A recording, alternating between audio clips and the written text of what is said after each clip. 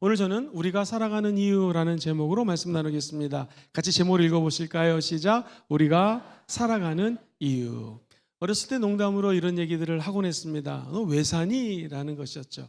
자라고 신학을 공부하고 이렇게 목회자가 되었습니다. 너 왜 사니? 라는 질문은 매우 철학적인 질문입니다. 이번에 인도 선교를 통해서 하나님께서 영광 받으시고 우리 순복음 금종교회를 통하여 비전센터를 세우시고 또 2층은 예배당, 교회를 세우시고 그 인근 지역에서 돈이 없어서 학교를 가지 못하는 남자 청소년들을 공부시키는 학습센터를 마련해 주신 거 하나님의 전적인 은혜인 줄 믿습니다. 거기 많은 성도들이 참석을 하셨어요. 연세가 어떻게 되십니까? 할머니인데 연세가 너무 많으세요. 저는 한 80살, 90살 된 줄 알았습니다. 그랬더니 올해 60입니다. 그러시더라고요. 우리나라 60은 청춘입니다. 청춘. 거기 어르신들은요 얼마나 고생을 했는지 18, 19살 때 시집을 가서 계속 애기 낳고 할머니가 됐는데 우리가 생각하는 것보다 훨씬 더 나이를 많이 먹은 것 같습니다. 여자분들이 아침부터 우리나라는 물을 지고 다니는 게 이제 없어졌죠. 다 집마다 아무리 시골에도 수돗물이 들어가는데 그냥 머리에다가 물을 짊어지고 그 귀한 물을 정성스럽게 자기 마을로 가는 모습들. 그리고 만약 어떤 여자분이 키가 150cm라면 자기보다 더 큰 장작을 미고 가는데요. 한 2m 되는 장작을 메고 어렵게 삶을 꾸려가는 모습을 보면서 이분이 참 힘들어야 될 텐데요. 같이 갔던 우리 선교대원들이 목사님 저분들의 얼굴을 보면 근심이 없는 것 같습니다. 행복해 보입니다. 서두르지도 않습니다. 세상에 산을 차가 올라가는데요. 차가 한 30년 된 차 같습니다. 앞에 차는 좀 새 거고 뒤에 차는 좀 아주 오래된 차인데 뒤에 차가 못 올라가는 거예요. 시동이 꺼진 거야. 앞에 있는 차가 와가지고 원주민들이 하는데 너무너무나 당황하지 않고 웃으면서 시동을 거십시오. 기아를 중립으로 놓으니 이게 오토매틱이 아닙니다. 옛날 그 기아를 넣는 차인데요. 중립을 놓으니까 차가 뒤로 미끄러지죠. 저는 천국에 가는 줄 알았습니다. 이게 낭떠러시 같은 데로 가는데 아무렇지도 않게 시동을 우르르 걸더니 다시 또 아무렇지 않게 가는 모습을 보면서 근심하고 걱정한다고 되는 것이 아니라 모든 것이 다 하나님 손 안에 있습니다. 그리고 한국이건 인도건 도시건 시골이건 사람이 내 것이 없습니다. 하나님이 주라 하면 줘야 되는 것이고요. 하나님이 가져가시면 가져가는 것이고요. 우리 인생을 70, 80 혹은 100세 시대라고 몇십 년 좀 더 살다가 주님이 너 인생 여기서 다 끝났다 나에게로 와라 하면 가는 것이 우리 인생이라는 것이죠.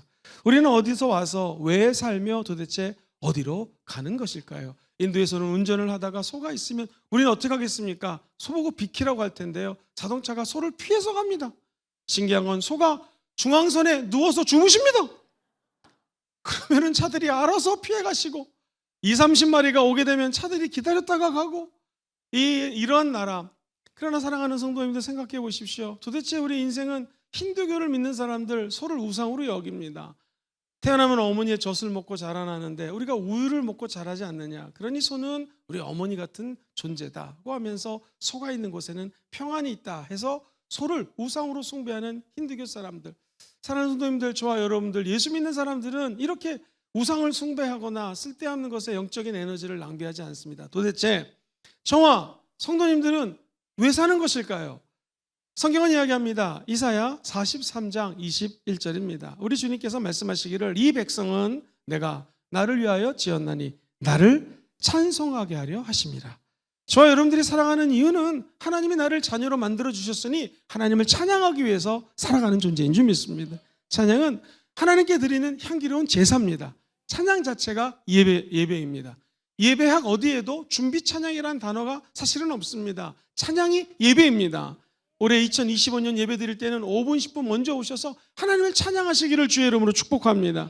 우리가 입술로 올려드리는 찬양이 바로 예배라는 것이죠. 구약의 향기로운 제사가 찬양입니다. 우리 입술에 여러 가지 이야기를 많이 합니다. 무슨 얘기를 주로 하시나요? 우리 입술의 열매가 찬양이 되기를 주의 이름으로 축복합니다.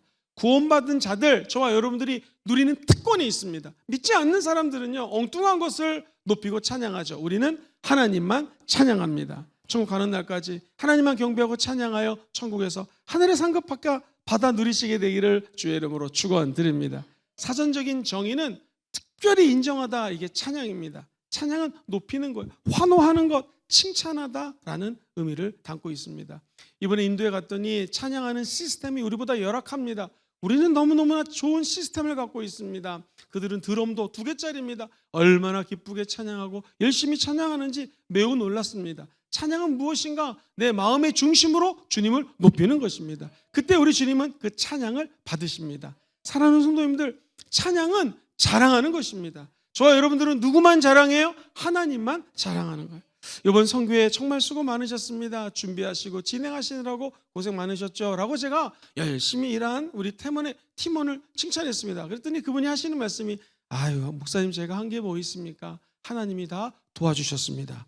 그 말 자체가 하나님을 찬양하는 거예요. 우리는 찬양이 박수치고 노래하는 것으로 생각하지 않습니까? 아닙니다. 찬양은 하나님을 자랑하는 거예요.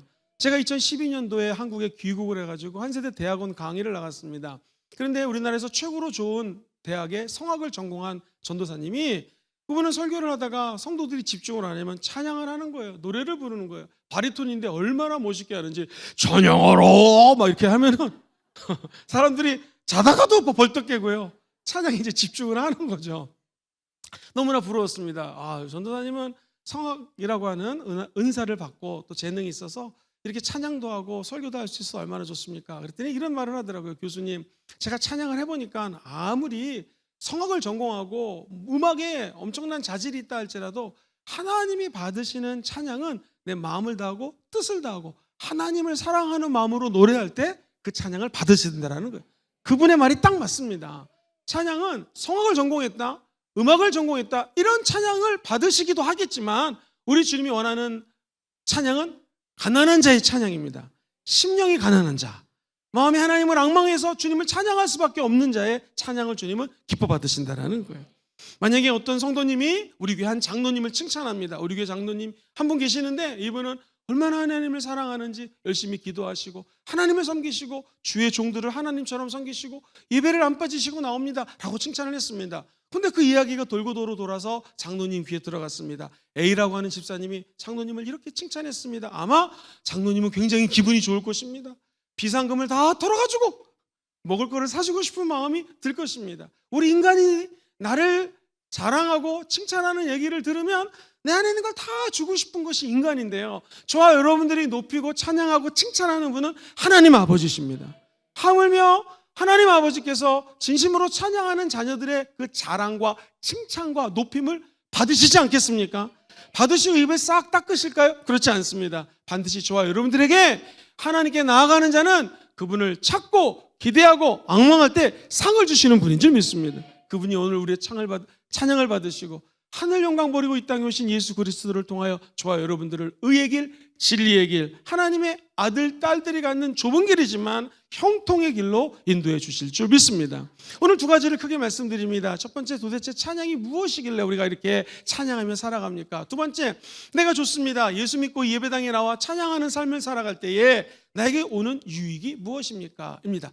찬양이란 도대체 무엇일까요? 첫 번째, 찬양은 영혼의 호흡입니다. 시작. 찬양은 영혼의 호흡입니다. 우리 사랑하는 성도님들, 하나 둘 셋 하면 숨을 한번 들여 마셔 보시겠습니다. 하나 둘 셋, 스톱! 이 상태로 5분 지나면 다 죽습니다. 숨을 들여 마셨으면 내뿜어야지 살아갈 수가 있습니다. 영적인 호흡이 바로 찬양이라는 것이죠.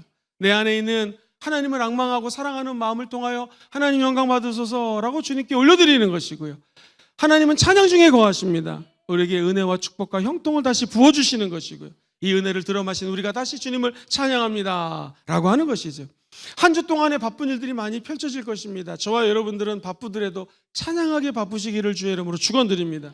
찬양을 하면 영적으로 호흡을 하게 되어 있습니다. 하늘의 신령한 은혜를 들여 마시고 우리 안에 있는 더럽고 추악한 것들 다 내뿜을 수가 있는 것이죠. 시편 144편은 이렇게 노래합니다. 하나님께서는 하늘에서도 찬양받기 합당하시고 높은 데서도 사자로부터 군대로부터 해로부터 달, 별, 나아가서 땅에 있는 것들, 깊은 것들, 낮은 것들, 불과 우박과 눈과 안개와 광풍과 산들, 짐승들, 가축들, 기르는 것들, 새로부터 모든 찬양과 영광받기에 합당하신 분이 하나님이십니다. 그분을 노래하는 자들마다 우리 영혼 깊은 곳에 기쁨이 넘쳐나게 되는 것이고요, 새 생명의 활력소가 찬양을 통하여 나타난다는 것입니다. 우리는 찬양하면 떠오르는 것이 노래를 부르는 것으로 생각합니다. 아닙니다. 내 삶의 현장에서 하나님을 인정하는 것이 찬양입니다. 그리고 그분을 자랑하는 것이 찬양이라는 것이죠. 그래서 성경은 이야기합니다. 호흡 있는 자들마다 다 야훼를 찬양할지어다. 할렐루야. 호흡이 있는 자들마다 영적인 호흡을 하며 우리 주님을 찬양하는 것이죠. 이스라엘 백성들이 열심히 애쓰고 힘써서 성전을 만들었습니다. 그 성전을 하나님께 봉헌합니다. 헌납합니다. 헌당합니다.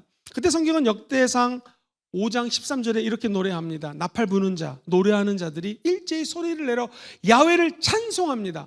그리고 감사합니다. 찬송과 감사는 함께 갑니다. 나팔을 붑니다. 재금을 칩니다. 그리고 모든 악기를 울리며 소리를 높여 하는 말, 같이 그 다음에 읽어봐요. 시작. 야훼를 찬송하여 이르되 선하시도다. 그의 자비하심이 영원히 있도다 하매 그때 야훼 전에 구름이 가득하죠. 찬양하는 곳에 하나님의 영광이 깃들게 되는 것입니다. 14절에 보시면 이렇게 고백합니다. 제사장들이 그 구름으로 말미암아 능히 서서 섬기지 못합니다. 너무나 하나님의 임재가 크기 때문에. 그러면서 이렇게 되어 있습니다. 이는 야훼의 영광이 하나님의 전에 가득합니다. 할렐루야. 하나님의 전에 하나님의 영광이 가득합니다. 우리는 호흡을 통하여 그분의 선하심과 인자하심이 내 영의 깊은 곳에 스며들 수 있도록 노래하는 것이 찬양입니다. 그리고 내 안에 있는 저주와 어둠과 슬픔과 눈물과 아픔들을 다 뿜어내는 영적인 호흡의 영광의 자녀들 되시기를 주의 이름으로 축원드립니다. 할렐루야. 우리 하나님을 찬양하는 일이 어떤 능력이 있을까요? 선합니다. 하나님을 찬양하는 일이 아름답습니다. 하나님을 찬송하는 일이 마땅한 일입니다. 마땅히 해야 될 일, 그게 바로 영적인 호흡 찬양이라는 것입니다. 첫 번째, 찬양은 영적인 호흡입니다. 두 번째, 찬양은 곡조 있는 신앙 고백입니다. 시작. 찬양은 곡조 있는 신앙 고백입니다. 하나님을 찬양하는 것, 구원받은 저와 여러분들에게는 특권입니다. 찬양은 무엇인가? 한번 따라해볼까요? 하나님 아버지 사랑합니다. 이 고백이 찬양입니다. 사랑합니다. 나의 아버지 사랑합니다. 아주 많이요? 아주 많이요. 사랑합니다. 사랑합니다. 나의 아버지, 나의 아버지 사랑합니다. 사랑합니다. 그것뿐이에요. 그것뿐이에요. 주님 말씀하십니다. 사랑한다 내 아들아.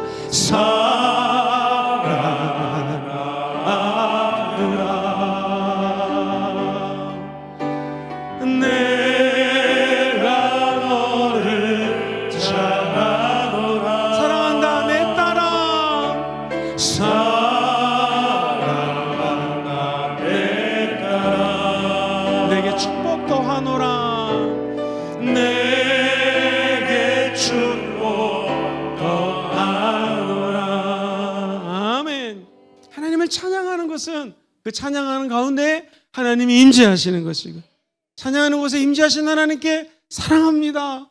내가 할 수 있는 것이 없어서 주님 사랑합니다라고 고백하는 것밖에 없습니다. 그때 하나님께서 사랑한다 내 아들아, 내가 널 잘 안다. 사랑하는 내 딸아, 내가 너에게 축복을 주노라. 천국 가는 날까지 이 고백이 끊이지 않게 되기를 주의 이름으로 축복합니다. 이스라엘 백성들이요, 저 애굽 땅에서 고생 너무나 많이 했습니다. 하나님께서 그들의 눈물과 울부짖음을 들으시고 그들을 모세라고 하는 하나님 사람을 통해서 출애굽시키십니다. 얼마나 기뻤을까요? 미리암은 이렇게 노래를 합니다. 출애굽기 15장 21절, 미리암이 그들에게 화답하여 이르되 너희는 야훼를 찬송하라. 그는 높고 영화로우십니다. 할렐루야. 우리를 따라오던 적군의 말들과 그 탄 사람들을 전부 다 홍해 바다에 던지셨습니다고 하면서 하나님을 찬양합니다. 사랑하는 성도님들, 이 찬양과 기쁨이 오래 갔을까요? 그들이 광해에 갔습니다. 전문가의 견해에 따르면 2주 3주만 지나면 척박히 오르는 가나안 땅에 가야 되는데 40년간을 헤맵니다. 그때 사람들은 고기가 없습니다. 물이 없습니다. 왜 우리가 이렇게 살아야 됩니까? 그리고 눈에 보이지 않는 하나님을 왜 보이지도 않는데 믿습니까? 우상을 만들어야 됩니다. 여러 가지 불평과 원망이 쏟아져 나왔습니다. 사랑하는 성도님들, 우리의 고백은 내가 인생을 살다 보니 눈물도 흘릴 때가 있고 어려움을 만날 때도 있고 일이 풀리지 않을 때가 있습니다. 그럼에도 불구하고 저와 여러분들은 끝까지 하나님을 찬양하시기를 바랍니다. 왜 그럴까요? 이게 우리의 입술의 고백이 되는 것이고요, 이 고백의 열매들이 쌓이고 쌓이다 보면은 반드시 하나님의 때에 열매를 맺게 되어 있습니다. 이스라엘 백성들은 불평했습니다. 원망했습니다. 그러나 모세는 하나님께 부르짖어 기도했습니다. 그때 하나님께서는 모세를 통하여 이스라엘 백성들을 먹이시고 입히시고 재웠던 것이죠. 기억하십시오. 우리의 찬양은 하나님 앞에 좋은 일이든 나쁜 일이든 슬픈 때건 기쁜 때건 일이 잘 될 때건 되지 않을 때건 내가 높아졌건 나빠지건 상관없이 마땅히 해야 될 일이 찬양입니다. 찬양 안에는 주님을 사랑한다는 고백이 들어있는 것이죠. 베드로전서 1장 3절입니다. 우리 주 예수 그리스도의 아버지 하나님을 찬송하리로다. 왜 그럴까요? 그의 많으신 긍휼대로 예수 그리스도를 죽은 자 가운데서 부활하게 하셨습니다. 할렐루야. 이게 우리의 찬양거리입니다. 예수님이 저와 여러분을 위해서 죽으셨습니다. 그리고 부활하셨습니다. 그리고 우리를 거듭나게 하셨습니다. 이제 찬양하는 자들마다 산 소망이 있게 하시는 것이죠. 우리 인생의 산 소망은 사람이 아닙니다. 아무리 경제가 어려워도 사람 때문에, 경제 때문에, 환경 때문에 우리의 소망이 있지 않습니다. 우리의 소망은 예수 그리스도께 있는 것이고요. 우리를 낳아주신 하나님 아버지께 있는 것입니다. 그분께 영광 올려드릴 때 하나님은 끝까지 저와 여러분들을 책임져 주실 것입니다. 세 번째, 찬양은 하나님께 드리는 기도입니다. 시작. 찬양은 하나님께 드리는 기도입니다. 찬양을 흔히 곡조 있는 기도라고 얘기를 하죠. 하나님께 기도하는 것 자체가 찬양이고요. 찬양하는 것 자체가 기도입니다. 라틴 말로 이 찬양하다라는 걸 et orara라는 단어를 쓰는데 이게 나중에 영어 단어 adoration이라는 단어가 됩니다. adoration이 찬양이거든요. 이 말은 무엇을 향하여 기도한다라는 뜻을 갖고 있습니다. 우리가 찬양을 드린다라고 하는 것은 곡조 있는 기도로 하나님께 내 지금 상황을 아뢰는 것입니다. 상황이 어렵지만 나는 주님을 찬양합니다. 일이 안 되지만 나는 주님을 높입니다. 그때 하나님께서는 그 기도를 받으시고 우리의 상황을 역전시켜 주시는 것입니다. 낮에는 야훼께서 그의 인자하심을 베푸시고 밤에는 그의 찬송이 내게 있어. 낮에는 하나님의 인자하심을 체험하고 밤이라는 것은 상징적으로 고난의 때입니다. 눈물을 흘릴 때예요. 그때 우리가 하나님께 찬송할 수 있습니다. 그러면 시편 42편 8절 말씀처럼 생명의 하나님께 기도하리이다. 할렐루야. 찬양이 내게 있으면 한밤중에 감옥에 갇혀 있을지라도 생명의 하나님께 기도할 수가 있습니다. 바울과 실라가 사도행전 16장에 복음 증거하다가 감옥에 갔습니다. 한밤중에 인생의 고난 가운데 닥쳤을 때 그들이 기도하고 찬양했습니다. 그 찬양을 주 예수들이 듣고 구원의 문이 열리는 기적을 베풀어 주셨다는 것이죠. 하나님께 인생의 한밤중에 찬양하십시오. 하늘문이 열리고 옥에서 구출받는 역사를 체험하게 될 것입니다. 큰 두 번째입니다. 목사님, 그러면 내가 이렇게 찬양을 열심히 하겠습니다. 나에게 주는 유혹이 무엇입니까? 찬양하는 자에게는요, 지금부터 하는 말이 사실은 오늘 설교의 핵심입니다. 첫 번째, 찬양은 기쁨을 줍니다. 시작. 찬양을 기쁨을 줍니다. Praise makes rejoice라는 단어를 이 서양에서는 매우 일반적으로 씁니다. 찬양을 하면 기뻐집니다. 시작. 찬양하면 기뻐집니다. 사랑하는 성도님들, 사람이 사람을 칭찬했고 그 칭찬하는 말을 들으면 너무나 기뻐집니다. 우리 예수님께서는 십자가를 어떻게 짊어질 수 있을까요? 물론 십자가 뒤에 있는 즐거움 때문에 십자가를 참으셨습니다. 근데 성경에 보면 우리 주님이 십자가에 못 박혀 죽기 전에 마지막 저 기도의 산에 올라가십니다. 그때 우리 주님은 무엇을 제자들과 함께하고 죽음을 맞이했을까요? 성경은 마태복음 26장 30절에 이렇게 기록을 하고 있습니다. 이에 그들이 뭐 했어요? 찬미하고 감람산으로 나아갔습니다. 고난의 밤을 보내시고 하나님 앞에 나아가는 생명을 드리기로 결단하는 순간 우리 예수님과 제자들은 하나님을 찬미했습니다. 사랑하는 성도님들, 성경은 이야기합니다. 여러분과 저 중에서 예수님의 제자가 되기 원하시는 분들은 아멘 해볼까요? 자기를 먼저 부인해야 됩니다. 부인. 나를 부인하는 건 쉽지가 않습니다. 왜냐하면 내가 지금까지 삶의 경험이 있습니다. 노하우가 있습니다. 알미 있습니다. 삶이 있습니다. 이걸 다 부인하는 거 어렵습니다. 근데 주님은 누구든지 내 제자가 되려면 첫째 나를 부인하고 두 번째 뭐를 짊어져요? 십자가를 짊어지고 그리고 누구를 따라가요? 예수를 따라가라는 거예요.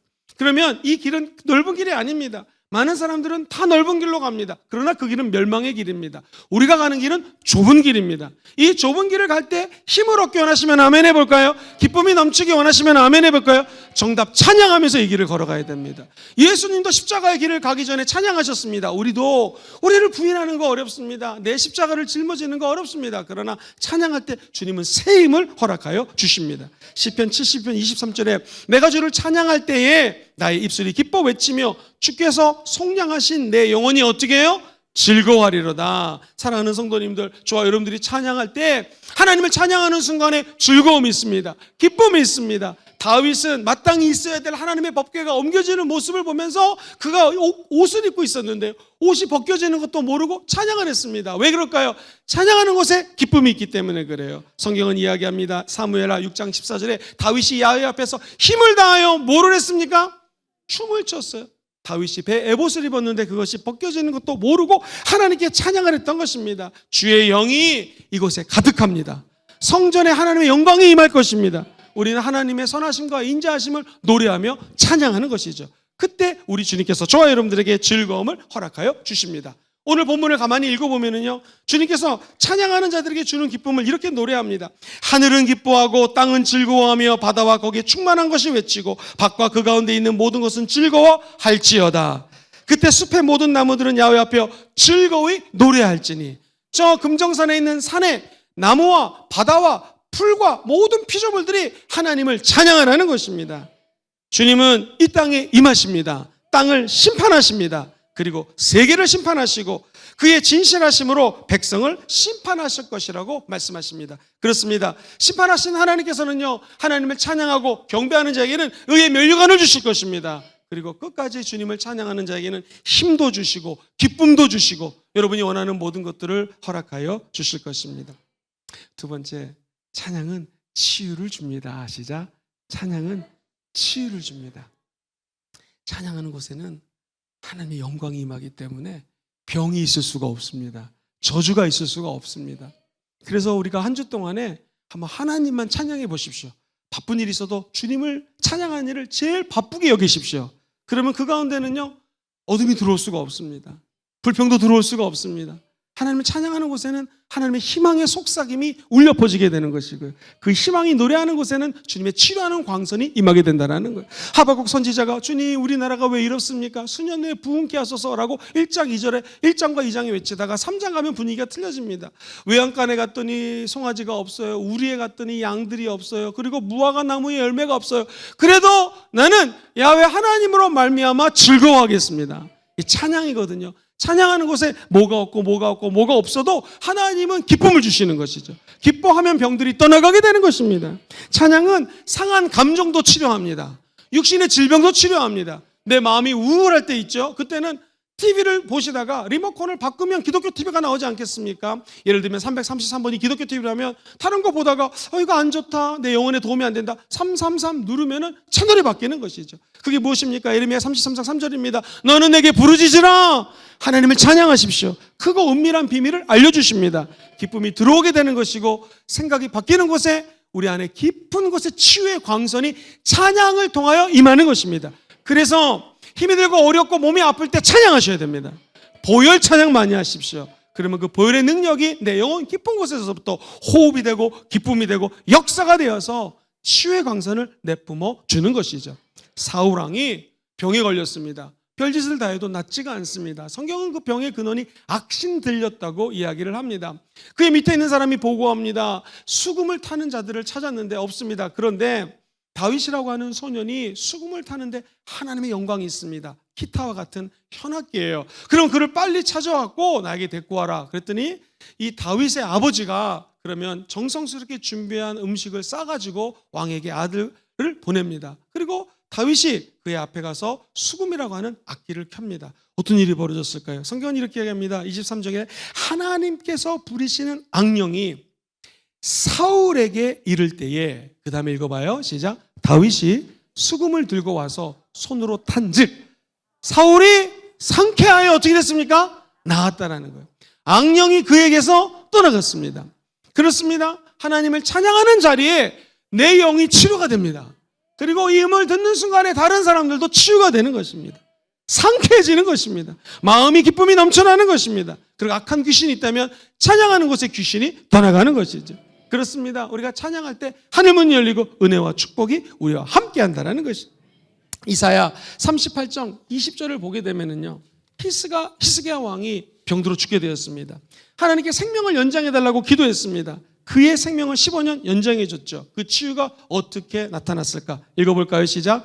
야훼께서 나를 구원하시리니 우리가 종신토록 야훼 전에서 수금으로 나의 노래를 노래하리라. 할렐루야. 병을 이길 수 있는 힘은 수금으로 하나님을 노래하는 것이었습니다. 하나님을 찬양하는 것이었습니다. 주여 내 생명을 연장시켜 주실 줄 믿습니다. 날 치료해 줄 줄 믿습니다. 그리하지 아니하실지라도 나는 하나님을 찬양합니다. 그때 우리의 생명이 연장되는 것입니다. 더 좋은 일이 열리는 것입니다. 아무리 힘든 일이 있어도 하나님 앞에 찬양하시기로 작정하십시오. 그러면 하나님은 몸도 치료해 주십니다. 상한 마음도 치료해 주십니다. 내가 찬양하는 모습을 보고 이 모습 때문에 다른 사람들도 치유가 되는 것이죠. 기왕이면 이 땅에 앞으로 몇 년을 더 살지 모르지만 내가 치유받고 다른 사람들을 치유하는 사람들 되기를 주의 이름으로 축원드립니다. 정확히 얘기하면 치유하는 사람이 될 수가 없기 때문에 우리가 할 수 있는 것은 하나님만 찬양하는 것이죠. 그때 우리를 통하여 하나님이 치유하는 것입니다. 꼭 기억하십시오. 너무나 일이 안 풀릴 때, 어려움이 있을 때 주님을 찬양해 보십시오. 격한 감정이 찬양의 물결 때문에 녹아 없어지게 될 것이고요. 상한 마음 때문에 흐르는 눈물이 진주처럼 보석처럼 빛나게 될 것입니다. 예레미야 17장 14절 큰 소리로 읽어봐요. 시작. 야훼여 주는 나의 찬송이시오니 나를 고치소서. 그리하시면 내가 낫겠나이다. 나를 구원하소서. 그리하시면 내가 구원을 얻으리라. 할렐루야. 나의 찬송이신 하나님 나를 고쳐주시옵소서. 그럼 내가 낫겠나이다. 찬양하는 곳에 치유가 있습니다. 찬양을 하면 기쁨을 주십니다. 두 번째 치유를 주십니다. 마지막 세 번째 찬양은 능력을 줍니다. 시작. 찬양은 능력을 줍니다. 찬양하는 사람들은요 하나님의 위대한 능력을 체험할 수가 있습니다. 여러분 지금 한 리더가 이 여리고성은 난공불락의 성이니 우리 인간의 힘으로 무너뜨릴 수가 없습니다. 그런데 하나님 말씀하십니다. 제사장들이여 나팔을 불고 하나님을 찬양하십시오. 양각 나팔을 뿔 하십시오. 7일째 열심히 돌고 마지막 7일째는 7번을 돌고 우리가 하나님을 찬양합시다. 하나님을 높이시다. 그때 저 난공불락의 여리고성이 와르르 창창 무너질 겁니다 라고 얘기를 합니다. 여러분과 제가 만약 그 리더에 따르는 추종자라면 그 얘기를 들을까요?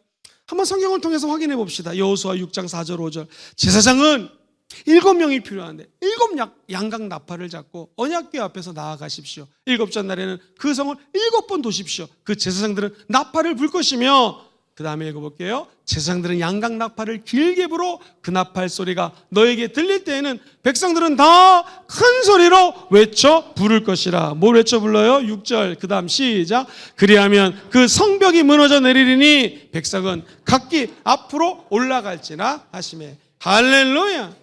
여러분 우리가 만약 이 리더의 부하였다면 이 말 들었을까요? 근데 나중에 전문가들이 실제로 여리고성이 무너진 장소를 찾았습니다. 그런데 한꺼번에 와르르 창창 성문이 열리고 무너졌던 것이 진짜 잔해 속에서 찾아내게 되었습니다. 진짜로 하나님은 역사하시는 분이십니다. 우리 인간의 힘으로 무너지지 않는 저 여리고성을 찬양하는 순간에 무너지는 것이죠. 너는 칼과 창과 단창을 의지해서 내게 나오지만 내 입술은 하나님을 찬양했던 사람이고 이리가 틈타고 나쁜 짐승이 할 때 하나님을 찬양하며 노래했던 사람이다. 그러니 나는 만군의 야훼 하나님으로 이름을 찬양하며 너에게 달려가노라 했을 때 골리앗이 무너지는 것입니다. 여리고성도 찬양을 통해서 무너지는 것입니다. 우리 인생에 다가오는 수많은 위기들 우리는 힘이 없어서 이길 수가 없습니다. 그러나 찬양하면 하나님의 능력으로 승리하게 되는 것입니다. 이 드디어 4월달이 되면은 트럼프 대통령이 관세 전략을 표출할 거라고 예견합니다. 그리고 그동안 3년 동안 끌어왔던 러시아와 우크라이나의 전쟁도 여러 가지 이유와 명분과 경제적인 이유 때문에 아마 곧 마무리될 것 같습니다. 이스라엘도 마찬가지고요. 이 세계에서 벌어지는 일들이 너무나 변화무쌍하기 때문에 예측하기가 힘듭니다.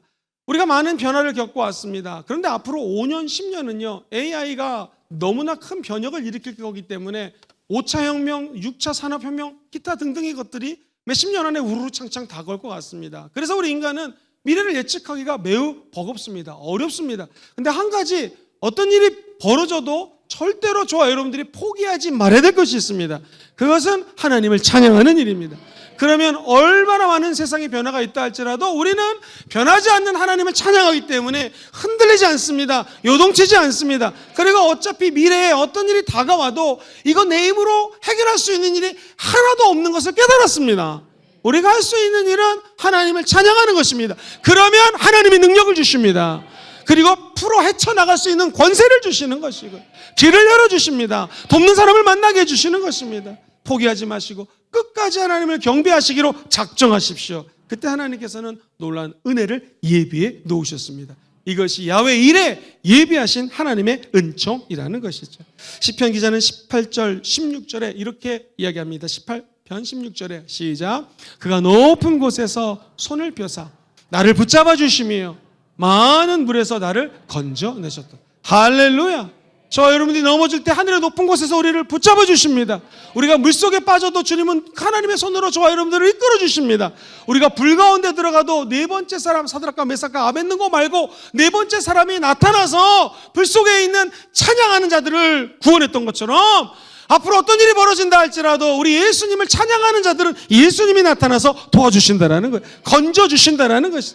물에서 건진받은 자가 모세입니다. 우리도 물속에 빠졌더라 할지라도 주님이 건져주십니다. 그것을 우린 신약 사상에서는 로마서 8장 26절에 성령님은 우리의 연약함을 도와주시나니 우리가 마땅히 기도할 바를 알지 못하지만 성령님이 기도하는 자에게 말할 수 없는 탄식으로 기도해 주시는 것입니다. 그러므로 저와 여러분들이 의지할 수 있는 것은 이 세상에 어떤 일이 다가와도 힘든 일, 슬픈 일, 나를 폄하하는 일, 나를 높이는 일 요동치지 마십시오. 감정이 왔다 갔다 하지 마십시오. 저와 여러분들은 끝까지 우리 하나님만 경배하면 됩니다. 하나님만 찬양하면 됩니다. 그런 그분이 우리의 마음의 중심을 보시고 어떤 상황 속에서든지 돕는 손길을 보내주사 건져주십니다. 하나님의 때에 우리를 높여주실 것입니다. 우리가 할 수 있는 것은 그저 하나님 아버지 사랑합니다. 주님을 찬양합니다. 천국 가는 날까지 이 고백이 흔들리지 않게 되기를 주의 이름으로 축원드립니다. 그래서 시편 22편 3절은 이렇게 노래를 하지요.